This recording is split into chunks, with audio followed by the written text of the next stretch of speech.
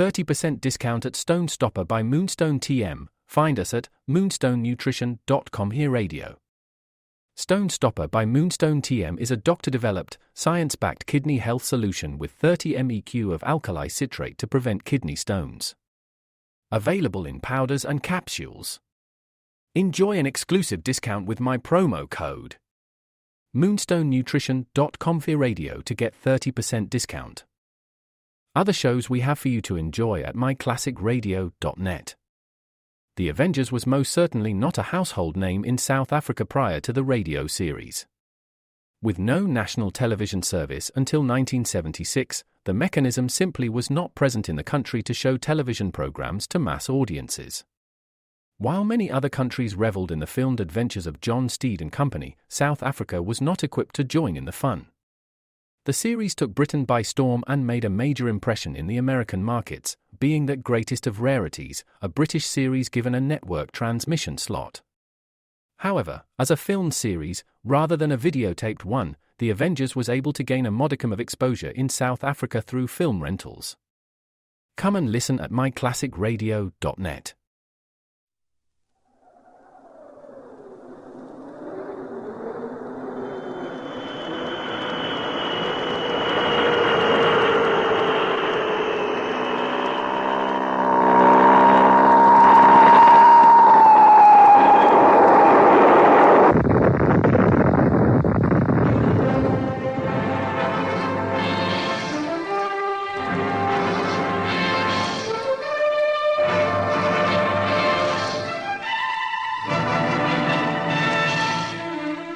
High Adventure.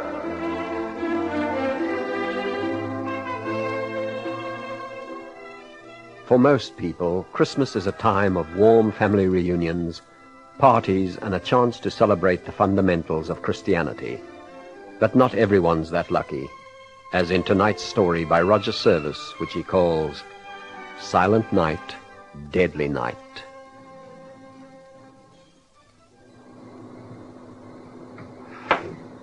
Evening, Sparks. Evening, Skipper. Anything interesting coming through? There is for wardroom steward O'Donoghue. Oh, what? He's the father of a bouncing boy, 8 pounds 2 ounces. Well done, that man. Anything else? Oh, half a dozen personal messages for crewmen, sir. Nothing for the bridge. I don't know what the ruddy Navy's coming to. Admiralty signals for the benefit of ordinary seamen. Begging your pardon, sir. You could hardly call anyone on board vigilant ordinary. Point taken, Sparks. But I still think some of the Navy's traditions are dying a little too easily. Perhaps you're right, sir. You know, when I was a boy, going to sea meant just that. Going to sea. No contact with friends and family for months on end. None of this mollycoddling you get today. Well, I dare say in those days no one would have believed we'd elect a female Prime Minister either. At least said about that. Bridge radio? Yes, he is. It's for you, sir. Chief Engineer Robertson. Oh, thanks. Yes, Chief? Can we be sure about this? I see. When can we be certain? I'll stay right here. Let me know as soon as you can. Anything wrong, Skipper? I can't be sure for the moment, Sparks, but the Chief's just reported a warning signal from the engine room. Fire hazard, sir? Something rather worse than that, I'm afraid. Unless we have a malfunction of the automatic alarm system, we have a full-blown radiation leak from the reactor. Radiation leak? Shall I sound the emergency procedure alarm, sir? No, not yet. However well drilled a crew may be, there's always a chance of panic faced with the real thing. Suppose it is the real thing. Aren't we wasting valuable time? Captain Sterling. I see. Very well. Stand by. And God help us all. Bad, sir? Couldn't be worse, Sparks. A secondary Geiger reading confirms radiation leakage well above tolerable levels. What's to be done, sir? Sound emergency procedure alarm immediately. Yes, sir. And now activate the watertight doors and radiation shields. But, Skipper, we haven't given the men in the engine compartment time to clear it. I can't risk more contamination. Now do as I say. Yes, sir. What else can be done, sir? I recommend very fervent prayer.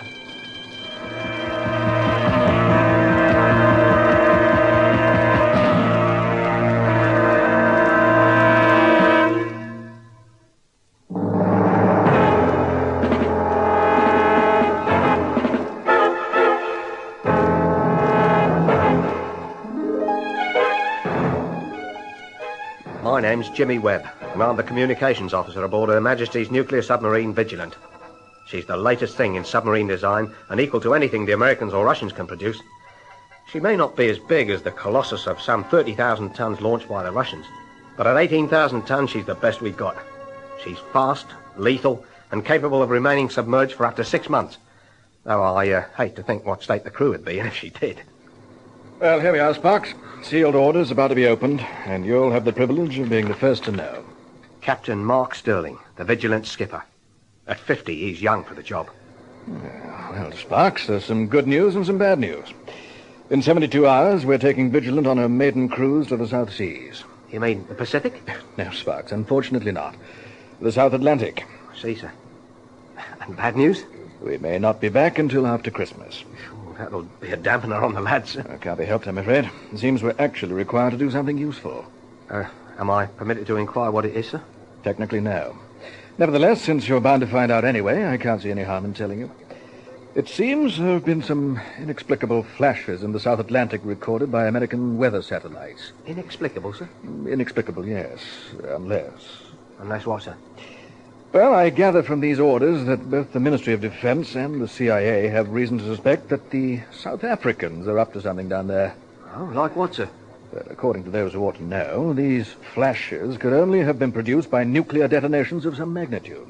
You mean the South Africans might have developed nuclear weapons? That's hardly my place to speculate on that, but logically, I'd say that if they've been able to produce the goods in so many other fields, and the best goods at that, is there any reason to suppose they'd fail with nuclear armaments? And what are we supposed to do? Start another war with them? Not at all. By way of putting Britain's latest and finest nuclear submarine through her paces on a long cruise, we're to cruise the South Atlantic in a given area to see if we can throw more light on what the South Africans, if it's the South Africans, are doing down there. I see, sir. And supposing they, or anyone else, are blasting away with nuclear bombs, what happens to us? Neither Her Majesty nor Her Admiralty explained that to me, Sparks. But I imagine some good could come of it. Such as, sir? Well, you wouldn't have to worry about not knowing all the words to Jingle Bells anymore, would you?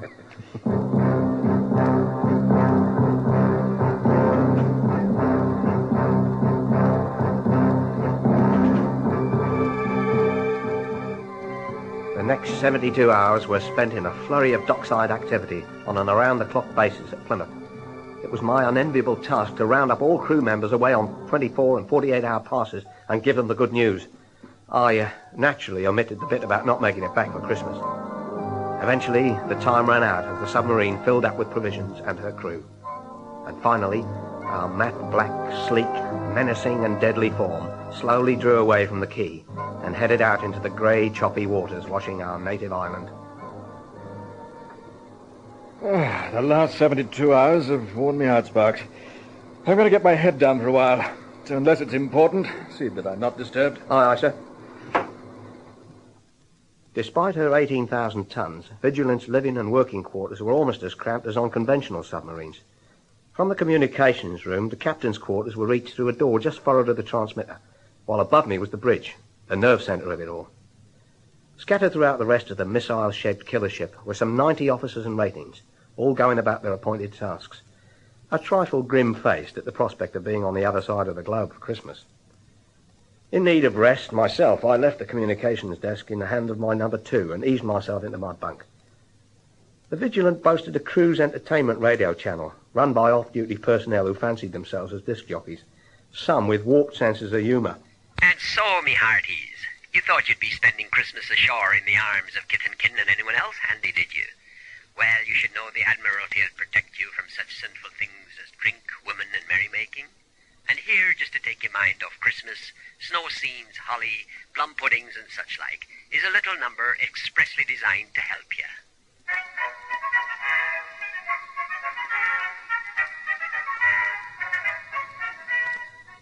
Like I said, Vigilant wasn't short on warped humour, but I nevertheless shared the sentiment. I drew the line, though, at 3 Christmas carols in a row and decided to go up onto the conning tower deck, since we were still travelling on the surface. Might as well save a fresh air while the going's good. No sleep for you either, Sparks? No, sir. I thought I'd get a gulp or two of the real thing before the exercises begin. I don't blame you. Do we really have no idea how long we'll be away, Skip? I'm afraid not. I have orders to take us to a position in the South Atlantic and await further instruction. Oh. I hope we don't get into any sticky situations down there, what with an untried ship. The war's in the Middle East, not the South Atlantic. Anyway, now's not the reason why. I thought that only applied to the army. Don't you believe it, lad? Sterling? Captain, radar room. Unidentified object approaching from dead ahead collision course. Range 800 yards and closing rapidly. Request instructions. 800 yards. Whatever it is should be visible. Can you make anything out, Sparks? Nothing at all, sir. Range 750 yards, sir. Instructions, please. Hard to starboard. Full power. Hard to starboard it is, sir. That should take us out of its path. Probably a ruddy trawler running without lights. Captain Sterling, we have object now veering to port. Distance 500 yards. Yeah. Request instructions. Confounded idiots! 70 million pounds worth of submarine at risk because of some fools who don't know the rules of the channel. Still can't see anything, sir. Captain Sterling, his face set and grim, peered fruitlessly into the darkness. Somewhere out there was a boat which, perhaps even without knowing it, has thrown the most sophisticated warship ever created into panic. Captain Sterling, collision course confirmed. Request instructions urgently. Suddenly, there was a brief parting in the dense overhead cloud, which allowed the pale winter moon to momentarily bathe the scene before us in its anemic light. There it is! Look! Just for a moment, before the clouds blotted out the moon again, I glimpsed what looked like a pleasure cruiser at full throttle cutting across our port bow. Unless she veered off her present course by at least 90 degrees immediately, I could see no way that Vigilant could avoid running her down and possibly being damaged herself. Captain, radar confirms collision imminent. Object now 300 yards. Instructions, please. Captain Sterling seemed unable to speak. He stared ahead as if mesmerised by the imminent disaster. His face was ashen. I gripped his arm. Captain, do something!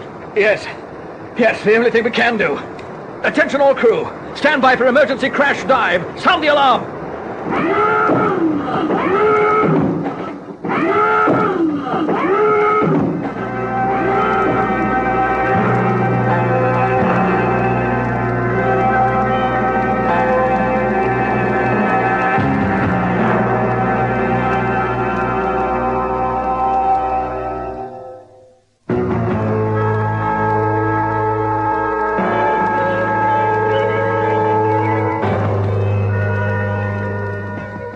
Skipper and I clambered down the hatches that began to close electrically.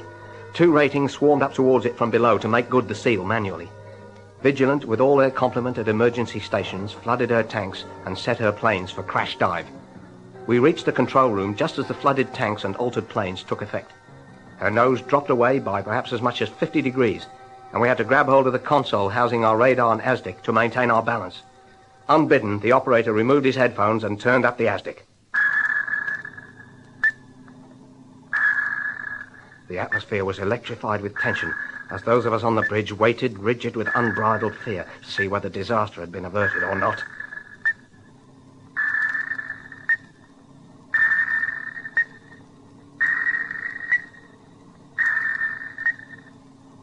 We did it, Skipper. She's passing right overhead. Suddenly, brows were being mopped. Grins of relief were breaking out. The drama had passed. See to it that the incident is reported to Coastal Command, giving full details of position. Aye, aye, sir. What's our depth? After arresting the dive and levelling off, Vigilance captain made his decision. Maintain our depth at 45 fathoms and resume original course. We're staying down here the rest of the way. Seems to me we'll be a damn sight safer. And so it was that Vigilant began her extended sea trials in earnest. She was put thoroughly through her paces, as were her crew, to ensure that she'd face any eventuality as the ultimate weapon she was. At the hitherto unheard-of speed of something in excess of 40 knots, Vigilant streaked silently through the chill depths of the Atlantic, heading for the position of the mysterious flashes. We reached the area at midnight on the 20th of December. At 300 hours, the Vigilant surfaced. By 400 hours, a good many of the officers and men were on her conning tower to watch the firing of 4 missiles in quick succession, which was the prearranged signal to be relayed by satellite back to the Admiralty that we'd arrived. It was quite a sight. Countdown begins. 8, 7... The faintest blue-grey wash in 5, the sky heralded the dawn 4, as the countdown was completed. 3, 2, 1, 0... Fire!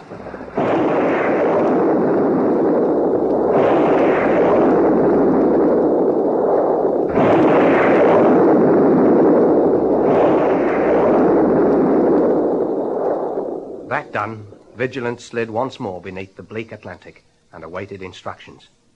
None came except to stand by and maintain position. We did, for 5 boring and uneventful days. It was early on Christmas Eve when the skipper inquired. Anything interesting coming through? Well, there is for wardroom steward O'Donoghue. He's the father of an 8-pound 2-ounce baby boy. Well done, that man. Anything else? Well, apart from half a dozen personal messages for the crew, no, sir. I don't know what the Ruddy Navy's coming to. Bridge? Yes, he is. It's for you, sir. Chief Engineer Roberts. Oh, well, thanks. Yes, Chief? Can we be sure about this? I see. When can we be certain? I'll remain here. Report as soon as you can. Something wrong, Skipper? I can't be sure for the moment, Sparks, but the Chief's just reported a warning signal from the engine room. Fire hazard, sir? Something more serious than that, I fear. Unless we have a simple malfunction of the automatic alarm concerned, we have a full-blown radiation leak from the reactor. Radiation leak? What, shall I sound the emergency procedure alarm, sir? No, not yet. However well-drilled a crew may be, there's always the risk of panic when faced with the real thing. But suppose it is the real thing, sir. Aren't we wasting valuable time? Sterling? I see. Very well. Stand by, and God help us all.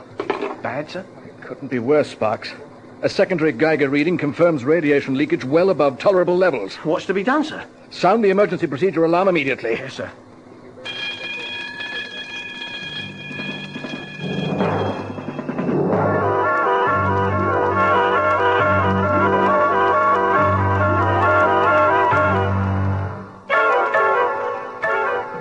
Now activate the watertight doors and radiation shields. But, Skipper, you haven't given the men in the engine compartment time to clear it. I've given them all the time I can afford. I can't risk more contamination. Now do as I say. Yes, sir. It was just on 0600 hours. I found myself thinking that this was one heck of a way to be spending Christmas Eve. All hands were now at their stations for emergency drill, with the exception of those still trapped in the engine compartment where the radiation leak had triggered the alarm. I'm going below to assess the situation. You get a mayday away immediately. I did. A serious view was taken of our plight because within minutes the Admiralty was on direct voice contact, advising that a Royal Navy rescue vessel was already altering course to render assistance. That was the good news. The problem was that she was some 18 hours away. Some minutes later, the captain, his brow beaded with perspiration, returned to the bridge. Have we had any response? Yes, sir. Help's on the way. 18 hours delay, though. What? All we have to do is surface and wait there. That's no blasted good to us, Mr. Webb. We're completely without engine power, and that means we're unable to vent our tanks. You mean we... I mean we can't bring the ship to the surface. We can do nothing but remain suspended where we are, 45 fathoms down in the Atlantic, until we're either killed by radiation or lack of oxygen.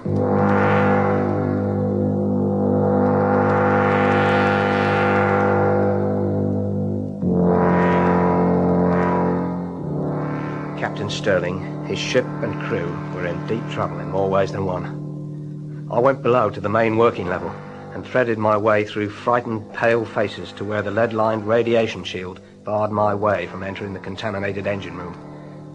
I found it shattering that there was nothing we could do for its occupants.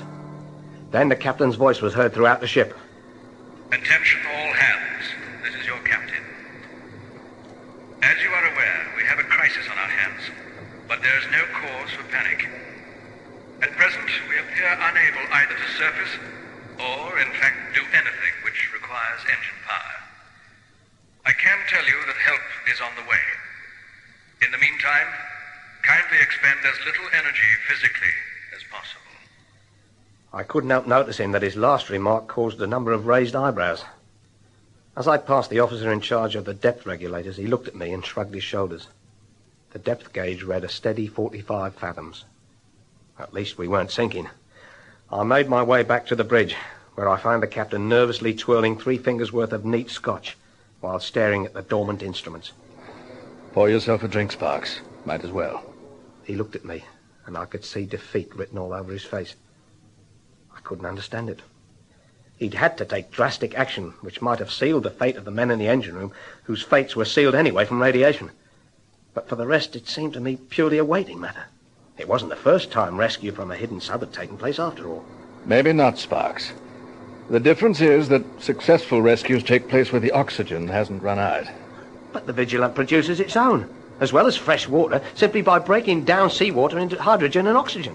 And we've provisions for more than 6 months. I don't understand. I can see that. Now, let me give it to you straight. We could produce oxygen and fresh water if we had power. The system works incredibly well, so long as the reactor does too. But without it, we have only the air we're breathing. But that means... What it means is that in about 12 hours from now, unless the Admiralty can pull something out of their hat, we face a particularly hideous death from oxygen starvation. I suddenly understood the skipper's need for 3 fingers' worth of scotch and helped myself. What are the chances of anyone else picking up the Mayday? South Africans, for example. What good would it be? They're not equipped for this kind of situation. Ironic, isn't it, that this should happen on Christmas Eve? You're telling me. Robertson tells me we have around 12 hours' worth of air left. That'll take us to the first hours of Christmas Day. I could think of better ways to spend it. Instructions were given to break out Christmas rations. Champagne, the works. The idea being to lull the men, hopefully, into a peaceful state, causing them to use less oxygen while we waited patiently, yet without hope, for a miracle. The ship was shut down. Only the dim glow from emergency lighting was in use. An eerie silence fell upon us, each man deeply involved with his own thoughts. The men knew the facts well enough by now, and it's an eternal credit to them and those who chose them that they kept their heads. The hours crept by. 3, 5, 8. The air was now becoming fouler by the minute. Robertson had miscalculated. I don't think we have much longer, Sparks. Don't say that, Skipper. I dragged my oxygen-starved form to the transmitter and weakly punched out another Mayday with what dwindling power was left in the ship's batteries. Don't waste your strength, Sparks. They know where we are. They just can't get here in time. I painfully made my way down to the working deck with a vague notion of checking on the depth gauge. But I misjudged my reserves of strength and sank to my knees and slowly fell, wheezing for breath, against a bulkhead. All around me, men were in a similar condition. And then I heard it. A single voice, barely above a whisper, began to sing.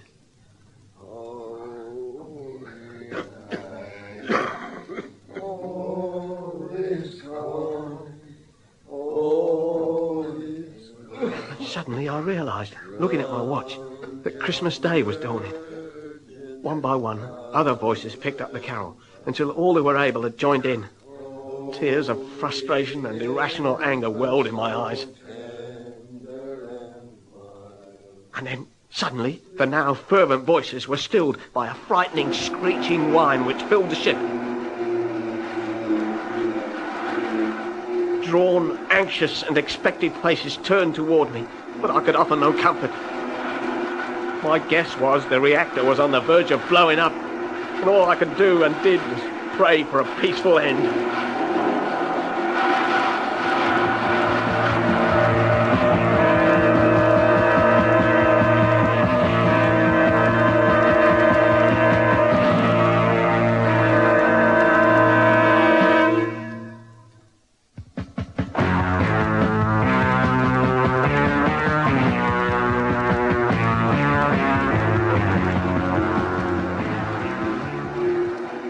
Terrifying noise continued, and now seemed to come from different parts of the sub.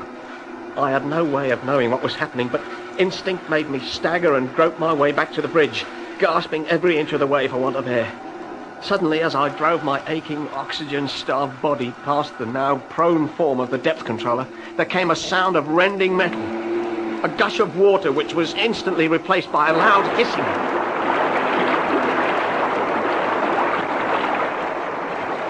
By now, I was prepared to disbelieve my senses, but within a few seconds, my ragged lungs confirmed that there was someone outside the sub, and it was now being pumped full of pure, sweet, life-giving air. I can't believe it, Sparks. The nearest British rescue vessel is still hours away. And he was right. But it didn't matter to us who our rescuers were, so long as they succeeded. Within minutes, most of the crew had recovered sufficiently to report happenings in various parts of the ship. The sounds of divers in the regions of the Vigilance planes and fins were heard, and shortly thereafter she began to make way. We're moving, Sparks. They must be towing us. Anxious eyes were glued to the instruments. Very soon we found the Vigilant gaining momentum and rising. 15 minutes later, we were on the surface. No time was wasted in releasing the massive bolts holding the hatch in place. Willing hands above forced it open, flooding us with fresh salt air and the first glimpse of our rescuers. You should have told us you were coming. We would have been here sooner. Once on deck, we found ourselves flanked by 2 medium-sized submarines and being towed by a powerful tug proudly flying South African colours. Allow me to introduce myself. Second Officer Gerry van Buren of the South African Navy at your service. ETA at Cape Town, where we might assist you with your reactor problems, is about, I would say, 5 hours from now. You know about our problem? And your mission, Captain. There's very little we don't know about in this part of the world. But never mind that now. Let me be the first to wish you all welcome to South Africa and a very Merry Christmas.